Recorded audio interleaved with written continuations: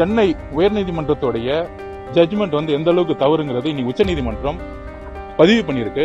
தமிழக வரலாற்றிலேயே மദ്രാஸ் ஹைகோர்ட்ல இந்த மாதிரி ஒரு தீர்ப்பை கொடுத்ததே கிடையாது. எல்லாரும் சொல்ற மாதிரி இவங்கெல்லாம் ஓடிட்டாங்க, அதுவல்ல. காவல்துறை வர வேணாம், வந்தா கலவரம் வரும், நிறைய பிரச்சனை நடக்கும்னு வலியுறுத்தினாங்க. அந்த இன்சிடென்ட் நடக்கும் பொழுதே ஒட்டுமொத்த மாவட்ட செயலாளர்களையும் ஒட்டுமொத்த கட்சியையும் தடியடி நடத்தி ஒரு மிகப்பெரிய தீவிரவாதிகள் மாதிரி யார் அடிச்சு அனுப்பிச்சாங்கிறது நாங்க பதிவு பண்ணுவோம். உண்மையை வந்து பேட்டி கொடுத்தா உண்மைக்கு முரணான இருக்குன்னு சொல்லிட்டு நிறைய யூடியூபர்ஸ் கைது செய்யப்பட்டாங்க. அதையும் மீறி சோசியல் மீடியால வந்து பேசினா கைது செய்யப்பட்டாங்க. ஏன்னா உண்மை ஒரு பக்கம் மட்டும்தான் தெரியணும்.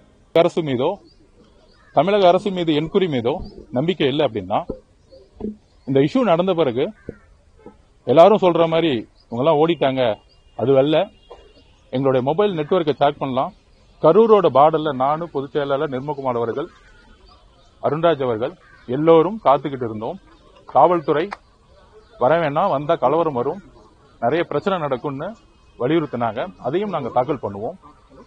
ஒரு திட்டமிட்டு தமிழக வெற்றி கழகம் வரக்கூடாதுன்னு சொல்லிட்டு அந்த இன்சிடென்ட் நடக்கும் பொழுதே ஒட்டுமொத்த மாவட்ட செயலாளர்களையும் ஒட்டுமொத்த கட்சியையும் தடியடி நடத்தி ஒரு மிகப்பெரிய தீவிரவாதிகள் மாதிரி யார் அடிச்சு அனுப்பிச்சாங்கிறது நாங்க பதிவு பண்ணுவோம். நாங்க அந்த இறப்பு ஏற்பட்ட உடனே நாங்களும் மனுஷங்க தான். எல்லாரும் சொல்ற மாதிரி 75 வருஷமா இருக்கிற 60 வருஷமா இருக்கிற அரசியல்வாதியும் கிடையாது. நாங்க ஒரு மனிதர்கள். அதுக்கப்புறம் தான் தலைவர்கள், அதுக்கப்புறம் தான் அரசியல். அப்படி இறப்பு ஏற்பட்ட உடனே முதல் 3 நாள் 4 நாள் என்ன செய்யணும்னே தெரியாது. ஏன்னா எங்களுக்குள்ள இன்னும் ஒரு மனிதாபிமானம் இருக்கு. எங்களுடைய உறவுகள் இறந்த பிறகு இப்ப என் வீட்டுல ஒரு அம்மாவோ ஒரு அப்பாவோ ஒரு அக்காவோ இறந்தா நான் மீடியால முன்னாடி நாங்க வந்து பேசிட்டு இருக்க மாட்டோம், உண்மையை சொல்லிட்டு இருக்க மாட்டோம். இந்த சந்தர்ப்பத்தை திமுக பயன்படுத்திட்டு அன்னைக்கு ஃபுல்லா என்ன நாடகம் பண்ணாங்கன்னு உங்களுக்கு தெரியும், மக்களுக்கு தெரியும். அந்த நாடகத்தோட நாங்க சட்ட ரீதியா போராடக்கூடாதுன்னு அந்த வாரம் 27 இருந்து அதுக்கு அடுத்த வாரம் சண்டே வரைக்கும் கோர்ட் ஹாலிடே. இது ஒரு மிகப்பெரிய திட்டமிடலோட எங்களால ஜுடிஷியலாவும் போய் முறையிட முடியாது. உண்மையை வந்து பேட்டி கொடுத்தா உண்மைக்கு முரணான இருக்குன்னு சொல்லிட்டு நிறைய யூடியூபர்ஸ் கைது செய்யப்பட்டாங்க. அதையும் மீறி சோசியல் மீடியால வந்து பேசினா கைது செய்யப்பட்டாங்க. ஏன்னா உண்மை ஒரு பக்கம் மட்டும்தான் தெரியணும், அவங்க மட்டும்தான் பேசணும். அரசு உடைய செய்தித்துறை நிறுவனம் ஒரே ஒரு வேலை செஞ்சுச்சு, தாவேக்கா மீது எப்படி பொய் குற்றச்சாட்டுகளை சொல்லலாம். இதுதான் அந்த ஒரு வாரமா ஹாலிடே இருந்தது. கோர்ட்டுக்கு மூவ் பண்ண முடியல. அப்புறம் தலைவர் அவர்கள் வந்து இரங்கல் கொடுத்து அவங்களுக்கான இழப்பீடு தொகை கொடுத்த பிறகு எங்களுடைய மாவட்ட செயலாளர்கள் முதற்கொண்டு கைது செய்யப்படும் பொழுது, எஃப்ஐஆர்ல இது கிரிமினலா மாற்றப்படும் பொழுது, அப்ப எங்கள் தலைவர் அவர்கள் உடைய அறிவுறுத்தல் இது இந்த பிரச்சனையை வச்சு ஒட்டுமொத்த கட்சியை முடக்கக்கூடிய செயலை திமுக அரசு செய்ய முற்பட்டுருச்சுங்கிறத உணர்ந்தோம். அதுக்கான பதிவை நான் பண்றேன். ஏதோ குற்றச்சாட்டு சொல்ல. திருமதி அருணா ஜெகதீசன் அவர்களுடைய தலைமையில ஒரு விசாரணை ஆணையம் அமைக்கப்பட்ட பிறகு ஏன் வந்து உயர் அதிகாரிகள், ஹோம் செக்ரட்டரி, ஹெல்த் செக்ரட்டரி எல்லாரும் வந்து எந்த தவறும் செய்யலன்னு சொல்ல முடியும்? ஒரு விசாரணை நடந்துட்டு இருக்கும் பொழுதே எப்படி வந்து காவல்துறை இருக்கக்கூடிய ஒரு ஹோம் செக்ரட்டரி இந்த எந்த தவறு இல்லைன்னு சொல்ல முடியும்? அப்புறம் எதுக்கு வந்து விசாரணை ஆணையத்தை உருவாக்குனாங்க? விசாரணை ஆணையம் விசாரிச்சு முழுமையான அறிக்கை கொடுக்கறதுக்கு முன்னாடியே ஒரு ஹோம் செக்ரட்டரி, ஹெல்த் செக்ரட்டரி, ஒரு உச்சபட்ச அதிகாரத்தில் இருக்கிறவங்க இந்த தவறு தாவேக்கா தான் செய்துன்னு வாய்த்தரன்னு சொல்லாம அவங்க பக்கத்தை நியாயத்தை மட்டும் சொல்லிட்டு இருந்தாங்க. இதுவே வந்து அவங்க அமைச்ச கமிஷனுடைய ஒரு அதிகார மீறல்ங்கிறது நாங்க பதிவு பண்றோம். நம்பர் 1. நம்பர் 2, உயர்நீதிமன்றத்தில் ஒரு கேஸ் ஃபைல் பண்ணாங்க. அது யார் கேஸ் ஃபைல் பண்ண மக்களுக்கு தெரியும். அந்த கேஸ்ல பிரேயரே கிடையாது. தமிழக வெற்றி கழகத்திற்கு எதிராக, அதுவும் குறிப்பாக எங்க தலைவருக்கு எதிராக கடுமையான வார்த்தைகள், அவருடைய தலைமை பண்பு, அவருடைய வருகை, அவருடைய அரசியல் வருகை, என்ன கோபம் உங்களுக்கு? அப்ப மதுரை ஹைகோர்ட்ல கேஸ் ஃபைல், எஸ்ஓபி பத்தி கேஸ் ஃபைல் இருக்கும் போது பிரேயர் வந்து சம்பந்தமே இல்லாம சென்னை உயர்நீதிமன்ற நீதிபதி அவர்கள் எஸ்ஐடியை ஃபார்ம் பண்ணி அந்த எஸ்ஐடியோடைய நோக்கம் நியூட்ரலா இருக்குமா, டிரான்ஸ்பரன்சியா இருக்குமான்னு தெரியாது, வெளிப்படை தன்மையா இருக்குமான்னு தெரியாது. ஏன்னா அந்த உயர்நீதிமன்ற நீதிபதி அவர்கள் கடுமையாக தமிழக வெற்றி கழகத்தை நாங்க தான் தப்பு செஞ்ச மாதிரி ஆல்ரெடி அவர் ஒரு பதிவு பண்ணிட்டார். எந்த விதமான என்கொயரியும் கிடையாது. பொதுவா வெக்கேஷன் கோர்ட்ல பில் கேஸ், பப்ளிக் லிட்டிகேஷன் கேஸ எடுத்த உடனே நோட்டீஸ் அனுப்புவாங்க. ஆனா அன்னைக்கே எடுத்து, அன்னைக்கே ஒரு ஜட்மெண்ட் கொடுத்து, அன்னைக்கே தமிழக வெற்றி கழகத்தை ஒரு குற்றவாளி மாதிரி ஆக்கி, அதுல தலைவர் விஜய் அவர்களையும் ஒரு குற்றவாளி ஆக்கிய ஒரு ஜட்மெண்ட் இருக்கு பாருங்க. தமிழக வரலாற்றிலேயே மദ്രാஸ் ஹைகோர்ட்ல இந்த மாதிரி ஒரு தீர்ப்பை கொடுத்ததே கிடையாது.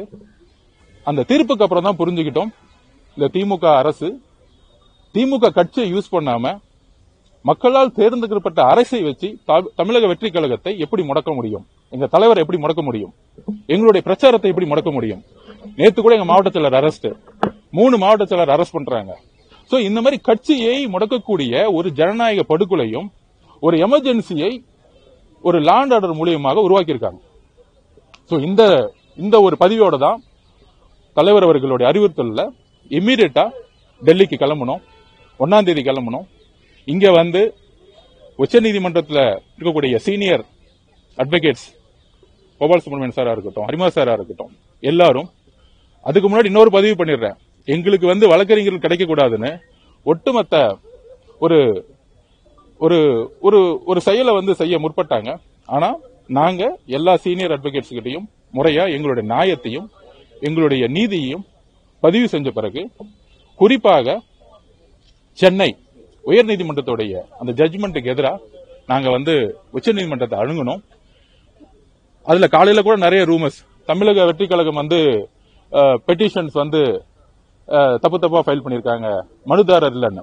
தமிழக வெற்றி கழகத்துடைய ஒரே பெட்டிஷன் தலைவர் அவர்களுடைய தலைமையில அறிவுறுத்தின் பேரையில பெட்டிஷனை ஃபைல் பண்ணோம்.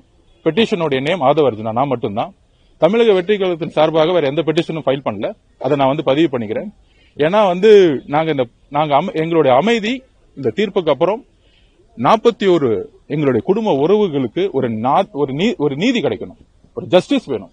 5வது நாள் எங்க தலைவர் எங்ககிட்ட எல்லாரையும் பார்த்து சொன்னார், நம்ம இந்த குடும்பத்தை எல்லாத்தையும் நான் பர்சனலா தத்தெடுக்க போறேன், நம்ம வாழ்க்கை முழுசும் நான் இவங்க பயணிக்க போறேன். இந்த உறவுகள் ஏதோ நம்ம காசு கொடுத்தோங்கிறது இல்லாம அவங்களுடைய வாழ்க்கையோட தேவைக்கு எல்லாமே ஏதோ முத நாள் போயிட்டு மலர் வலை வச்சுட்டு போறது எங்க தலைமையோ தமிழக வெற்றி கழகமும் கிடையாது. வாழ்க்கை முழுதும் அவர்களுக்கு தேவையான ஒரு பயணத்தை நாங்க உருவாக்குறோம். அதோடு இந்த இறப்புக்கு ஒரு நியாயம் கிடைக்கணும்.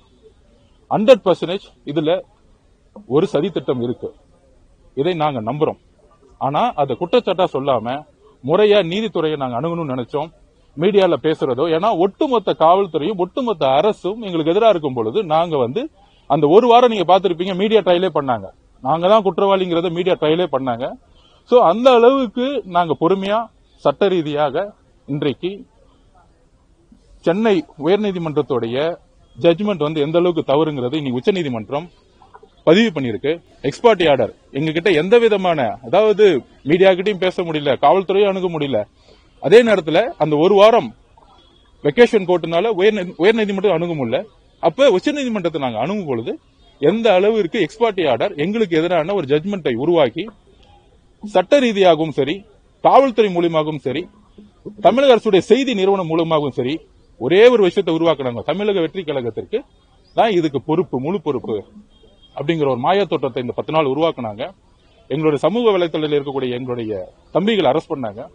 சோ இன்னைக்கு எங்களுடைய கோரிக்கை, முழுமையான கோரிக்கை அக்செப்ட் பண்ணப்பட்டிருக்கு. அதுல முக்கியமான கோரிக்கையா நாங்க கேட்டோம், ஒரு கமிட்டி ஃபார்ம் பண்ணணும், supreme court 3 members committee form பண்ணணும்னு கேட்டோம். சுப்ரீம் கோர்ட் ஜட்ஜ், ரிட்டையர்ட் ஜட்ஜோடைய தலைமையில ஃபார்ம் பண்ணணும்னு சொன்னோம். அந்த 3 மெம்பர்ஸ் கமிட்டியை இன்னைக்கு அக்செப்ட் பண்ணிருக்காங்க. 3 லேயரா இன்னைக்கு ஜட்மெண்ட் கொடுத்திருக்காங்க. நம்பர் 1, சுப்ரீம் கோர்ட்டே இந்த என்கொயரி மானிட்டரிங் பண்ணணும்னு சொல்லியிருக்காங்க.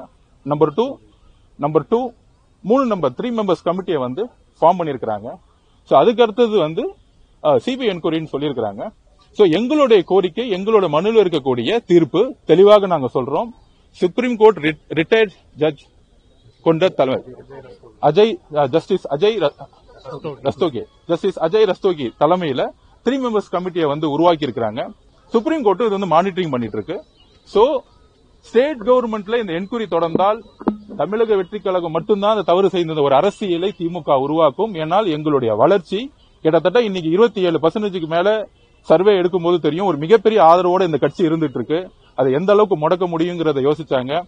நாங்க எங்களுடைய கட்சி தோழர்கள் சொல்லிக்கிறோம், எங்களுடைய மக்கள், எங்களுடைய ஒரு 41 குடும்பத்துக்கு சொல்லியிருக்கிறோம், நாம வலுவா இருக்கிறோம். தமிழக தலைவருடைய ஒரே செய்தி, 41 குடும்பத்தோட நாங்க எங்களுடைய பயணத்தை மிகப்பெரிய தொடருவோம். உண்மையை வந்து மிகப்பெரிய கொண்டு வருவோம். இதுதான் நான் வந்து சொல்லக்கூடிய உண்மைகள். நன்றி, வணக்கம்.